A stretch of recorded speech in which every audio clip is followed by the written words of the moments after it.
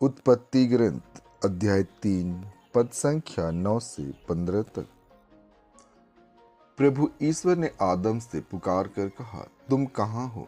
उसने उत्तर दिया, मैं बगीचे में तेरी आवाज सुनकर डर गया, क्योंकि मैं नंगा हूं और मैं छिप गया। प्रभु ने कहा, किसने तुम्हें बताया कि तुम नंगे हो? क्या तुमने उस वृक्ष का फल खाया जिसको खाने से मैंने तुम्हें मना किया था? मनुष्य ने उत्तर दिया, मेरे साथ रहने के लिए जिस स्त्री को तूने दिया उसी ने मुझे फल दिया और मैंने खा लिया। प्रभु ने स्त्री से कहा, तुमने क्या किया है?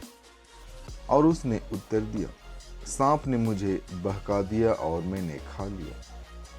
तब ईश्वर ने सांप से कहा, चूंकि तूने यह किया है, तू सब घरेलू तथा जंगली जानवरों में शापित होगा। तू पेट के बल चलेगा और जीवन भर मिट्टी खाएगा। मैं तेरे और स्त्री के बीच, तेरे वंश और उसके वंश में शत्रुता उत्पन्न करूंगा। वह तेरा सिर कुचल देगा और तू उसकी एड़ी काटेगा।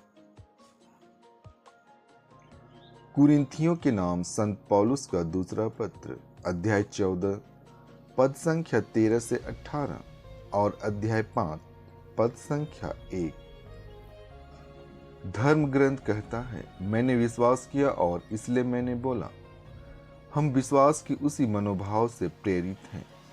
हम विश्वास करते हैं और इसलिए हम बोलते हैं। हम जानते हैं कि जिसने प्रभु ईसा को पुनर्जीवित किया, वही ईसा के साथ हमको भी पुनर्जीवित कर देगा और आप लोगों के साथ हमको भी अपने पास रख लेगा। सब कुछ आप लोगों के लिए हो रहा है, ताकि जिस प्रकार बहुतों में कृपा बढ़ती जाती है, उसी प्रकार ईश्वर की महिमा के लिए धन्यवाद की प्रार्थना करने वालों की संख्या बढ़ती जाए। यही कारण है कि हम हिम्मत नहीं हारते। हमारे शरीर की शक्ति भले ही क्षीण होती जा रही हो, किंतु हमारे अभ्यंतर में दिन प्रतिदिन नए जीवन का संचार होता रहता है, क्योंकि हमारी क्षण भर की हल्की सी मुसीबत हमें हमेशा के लिए अपार महिमा दिलाती है। इसीलिए हमारी आंखें दृश्य पर नहीं बल्कि अदृश्य चीजों पर टिकी हुई है, क्योंकि हम जो चीजें देखते हैं वे अल्पकालिक हैं, अनदेखी चीजें अनंत काल तक बनी रहती हैं। हम जानते हैं कि जब यह तंबू पृथ्वी पर हमारा यह घर गिरा दिया जाएगा, तो हमें ईश्वर द्वारा निर्मित एक निवास मिलेगा। वह एक ऐसा घर है जो हाथ का बना नहीं है और अनंत काल तक स्वर्ग में बना रहेगा। संत मार्कुस आज का पवित्र सुसमाचार अध्याय 3 पद संख्या 20 से 35 तक। वे घर लौटे और फिर इतनी भीड़ एकत्र हो गई कि उन लोगों को भोजन करने की भी फुर्सत नहीं रही। जब ईसा के संबंधियों ने यह सुना तो वे उनको बलपूर्वक ले जाने निकले, क्योंकि कहा जाता था कि उन्हें अपनी सुध बुध नहीं रह गई है। यरूशलेम से आए हुए शास्त्री कहते थे, उसे बेलजेबुल सिद्ध है और वह नरकदूतों के नायक की सहायता से नरकदूतों को निकालता है। ईसा ने उन्हें अपने पास बुलाकर यह दृष्टांत सुनाया, शैतान शैतान को कैसे निकाल सकता है? यदि किसी राज्य में फूट पड़ गई हो तो वह राज्य टिक नहीं सकता।